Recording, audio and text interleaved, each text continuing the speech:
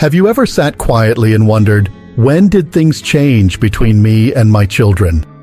You spent years raising them, changing diapers, staying up through sleepless nights, guiding them through heartbreaks and triumphs. You gave up weekends, vacations, and sometimes even your own dreams to help theirs come true. And now, when you speak, they interrupt. When you offer advice, they brush it off. When you need help, they're suddenly too busy. And worst of all, you feel like somehow you've become invisible. If that feeling is familiar, please know you're not alone. Many parents reach a moment in life when the roles start to shift. You were once the protector, the teacher, the one they ran to for everything. But now it feels like they've stopped seeing you the same way. Sometimes they treat you more like a nuisance than a guide. Or worse, they make you feel like a burden. And that kind of pain? It cuts deeper than almost anything else. It's natural to want to react, to remind them of all the things you've done, to get angry, shout, or withdraw. But here's the truth, and it may surprise you. Trying to demand respect almost never brings it back. What actually works is something much more powerful and far more dignified. That's what we're going to talk about today. Because there are simple but powerful things you can start doing, starting right now, that can completely shift how your children see and treat you. Not through guilt or arguments, but through quiet strength, calm boundaries, and self-respect. These aren't tricks. They're real-life shifts that can restore the dignity and connection you deserve. Let's start with something that might hit close to home, trying too hard to please them. Have you ever said yes when you really wanted to say no, just to keep the peace? Or gone out of your way to do something for your children, even when it made you feel uncomfortable, just so they wouldn't be upset? Many parents do this without realizing. Maybe you rearranged your whole day to babysit the grandkids, even when you weren't feeling well. Or you let them speak to you in a tone that made your stomach turn, just so you wouldn't seem difficult. But here's what's important to understand. The more you chase their approval, the less they respect you. Not because they're ungrateful or bad people, but because human nature tends to value what stands strong, not what always yields. There was a woman I once met, Margaret. She had raised 3 children with everything she had. But as she got older, she started stepping aside more and more. She let them make decisions about her home, her health, even her money. "I just want to keep the family together," she said. But the more she gave in, the more they stopped listening. She thought she was being kind. What they saw was someone they didn't have to take seriously anymore. You see, respect doesn't come from sacrifice. It comes from self-respect. When you begin putting yourself second in everything, you quietly teach the people around you that your voice, your needs, your time, they don't matter as much. And people respond to that message. So if this sounds familiar, let me say this clearly. It's time to stop bending over backward. It's okay to say no. It's okay to set limits. You are allowed to speak up when something doesn't feel right. You are allowed to take up space. And you don't need their permission to do so. Respect starts with you. The more you honor your own boundaries, the more others will too. It doesn't mean being rude. It just means showing your children that your time, your energy, and your presence are valuable, and that you're not afraid to stand tall in your truth. Now let's talk about another reaction that's tempting but rarely works: arguing. When someone talks down to us, our first instinct is often to push back. You want to say, "How dare you speak to me that way?" Or, "Do you remember everything I've done for you?" And while that response might be justified, it usually doesn't change anything. In fact, it often adds fuel to the fire. Here's something that can truly shift your experience. Stop arguing. Start leading. When you respond to disrespect with anger or emotional outbursts, it shows that the other person still has control over your inner peace. But when you respond with calm, measured confidence, it sends a completely different message. It says, "I don't need to raise my voice. I know who I am. Let me tell you about Frank, a retired teacher I knew. In his classroom, students respected him for decades. But at home, his adult children barely listened. They talked over him, dismissed his concerns, even mocked his ideas. At first, Frank fought back. Every conversation turned into a debate. Every disagreement ended in shouting. And still, nothing changed. Then something shifted. Frank decided to stop fighting. He still shared his thoughts, but calmly, without trying to win. He stopped chasing their respect and started embodying it. He carried himself like someone who already had nothing to prove. And something amazing happened. His children began to notice. They started listening more. Not because he yelled louder, but because he stopped playing the same old game. You don't have to fight for respect. You just have to live it. Let your calm become your power. Let your tone carry your strength. You don't need to convince your children to see your worth. They'll feel it in your presence. And one more truth that might feel heavy but also freeing. You don't need your children to fulfill you emotionally. That doesn't mean you don't love them deeply. Of course you do. But the more you depend on them to make you feel appreciated, the more the dynamic shifts in the wrong direction. People, yes, even our own children, respect those who are emotionally independent. When your sense of happiness, your sense of peace, comes from within, not from how often they call, how sweet they are, or how much they do for you, they begin to see you differently.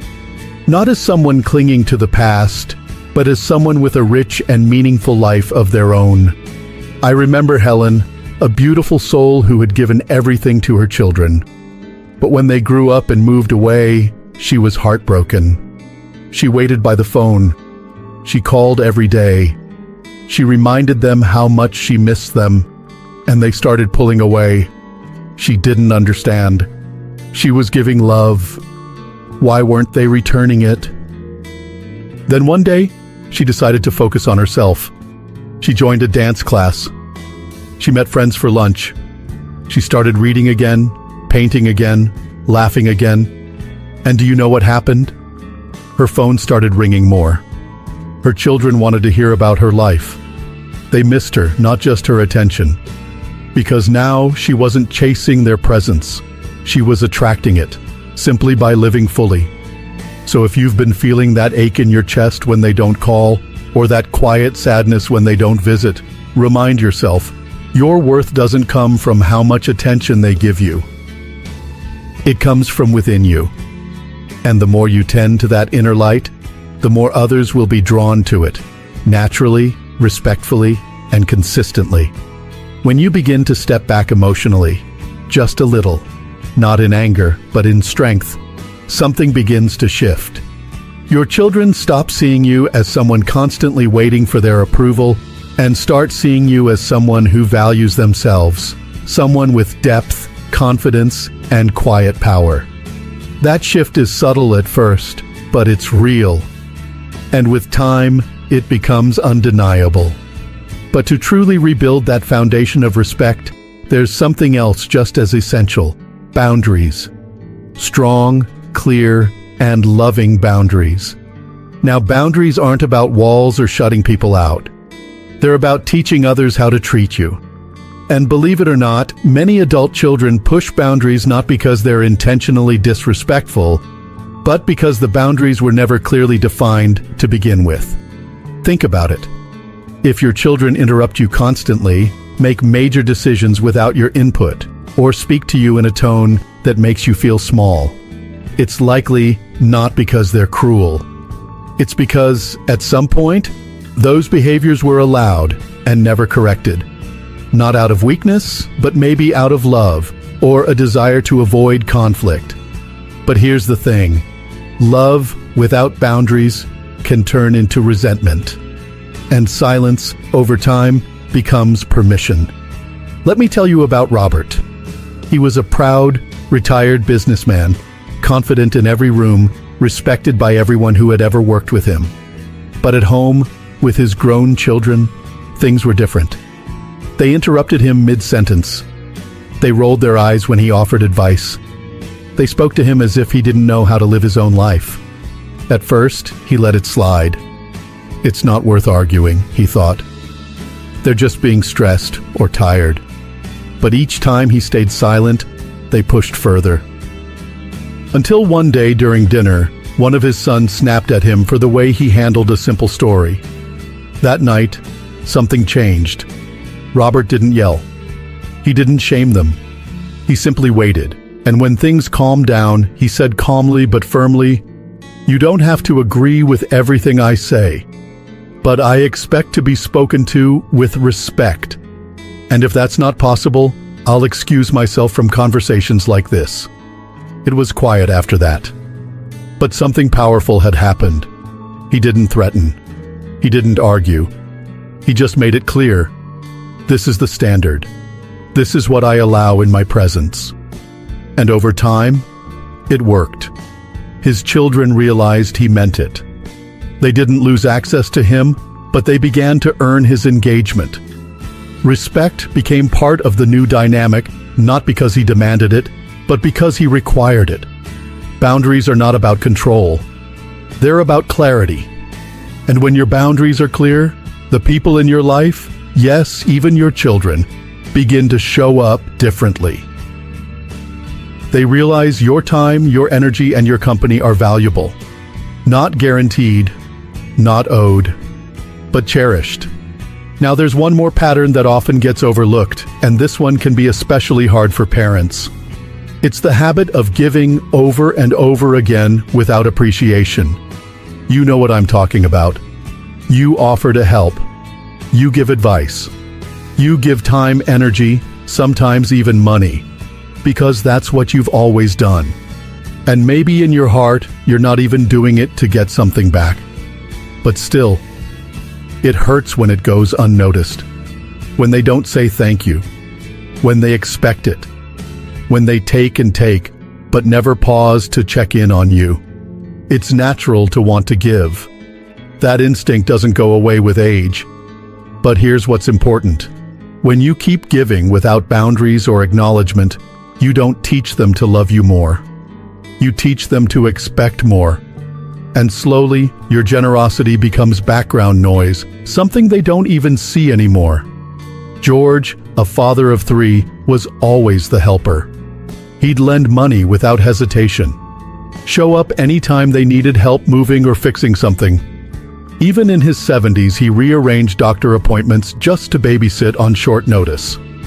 But when he had a minor surgery, none of his children offered to stay with him afterward. They all had things going on. That moment broke something in him. And instead of lashing out, he paused. He reflected. Then he made a quiet but firm decision. No more automatic yes. From now on, he would help only when it was truly needed and when it was appreciated. He didn't become bitter. He became clear. And slowly, his children noticed. When they asked for help, they heard, "I'd love to, but I have other plans that day." Or, "I'm happy to assist if you handle X, Y, and Z." At first, they were confused, even annoyed. But soon they began to show more gratitude. Because the help wasn't expected, it was valued. The truth is, when you pull back just enough to let others feel the weight of your absence, they begin to appreciate your presence again. You don't need to stop being kind. But kindness without boundaries becomes a disservice. To you and to them. And while we're here, let's take a moment to reflect on this core truth. You are not just a parent. You are a person with your own life, dreams, time, and identity. And one of the most empowering, healing things you can do, for your children and for yourself, is to build a life that exists outside of them. I know that might sound strange at first. Maybe you spent decades putting your family first. Maybe you've told yourself, "I'll start taking care of myself once the kids are settled." But now that they're grown, and you're in this next season of life, ask yourself, what fills your cup? Because here's what happens when your children see that you're living, not just waiting. They admire you. They're drawn to you. And they respect you. Not because they feel guilty, but because they see someone who radiates dignity and purpose. You are not here just to serve them. You're here to live fully, to rediscover parts of yourself that may have been put on pause. Whether it's joining a class, picking up a new hobby, traveling, reconnecting with old friends, or simply enjoying your mornings at your own pace, you are allowed to prioritize your own joy. And when you do, something beautiful happens. Your children start seeing you not just as mom or dad, but as a whole vibrant person, someone with their own story, their own strength, their own light. Now that you've begun shifting how you carry yourself, speaking up when you need to, setting healthy limits, and letting go of old expectations, you may start to notice something powerful. The tension begins to ease. The weight on your chest lightens. You're no longer walking on eggshells or hoping for scraps of appreciation. You're standing tall again, not because your children have changed overnight, but because you have. And that's the heart of it. You see, respect isn't something we force out of others. It's something we quietly inspire by the way we live. And the moment you start living with more self-respect, everything else begins to fall into place. Let's revisit something simple but often forgotten. You matter. Not for what you give, not for how much you've done, but simply because you are you. And the world and your family need the version of you who feels confident, clear, and calm. The version who doesn't shrink to keep the peace, but who stands in truth with love. That version changes everything. You might be surprised by how your children begin to respond. Maybe they call a little more often. Maybe they speak more gently. Maybe they start asking for your opinion and actually listen. These aren't just coincidences. These are the effects of you reclaiming your place in the relationship, not through demand or guilt, but through presence, dignity, and self-worth. But even if they don't respond right away, please don't lose heart. Sometimes people need time to adjust. They've grown used to a version of you that always said yes, stayed quiet, or gave endlessly without asking for anything in return. When you begin to shift that dynamic, it may be uncomfortable at first, for them and even for you.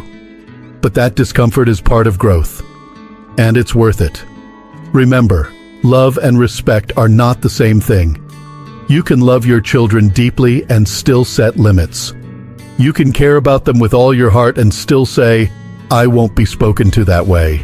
That's not harsh. That's healthy. That's what real, mature relationships look like.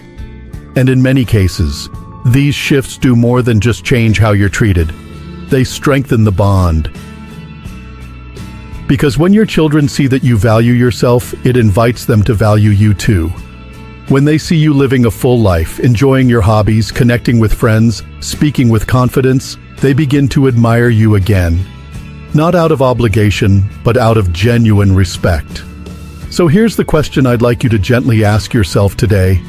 Where am I still giving my power away? Is it in the way you always say yes, even when you want to say no? Is it in the way you stay silent when your voice deserves to be heard? Or maybe it's in the way you wait for their approval to feel good about yourself? Wherever that is, start there. Make one small change. Maybe it's saying, "I have other plans today, but I'd love to see you another time."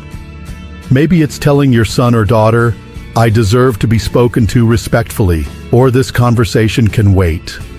Maybe it's taking that long postponed trip, joining a new group, or picking up that hobby you've been putting off. Small steps. That's all it takes. And please don't think you have to be perfect. You don't have to get everything right. What matters is that you begin. That you start honoring your voice, your time, your worth. Because that's where respect is born. If this message resonates with you, if you've ever sat with that quiet ache of feeling overlooked or undervalued by your own children, I want to say this from the heart. You deserve better. Not because of what you did in the past, but because of who you are right now. And if you're still watching, I want to thank you for your presence, your openness, and your willingness to look inward. That takes strength. That takes courage. And that means you're already on the path back to the respect you deserve. Now, I'd love to hear from you. Have you experienced moments when your children spoke to you without the respect you hoped for? Have you tried setting boundaries or stepping back emotionally? What helped you the most? Your story might be exactly what someone else needs to hear. Leave a comment below, even if it's just a few words. And if you found this video helpful or healing in any way, please give it a thumbs up. It truly helps others find this kind of content. And if you haven't yet, subscribe to the channel and hit that little bell, so you'll always know when we post more videos to support you, uplift you, and walk alongside you. You are never too old to reclaim your voice, never too late to rebuild respect, and never too far from the love and peace you truly deserve. Thank you for spending this time with me.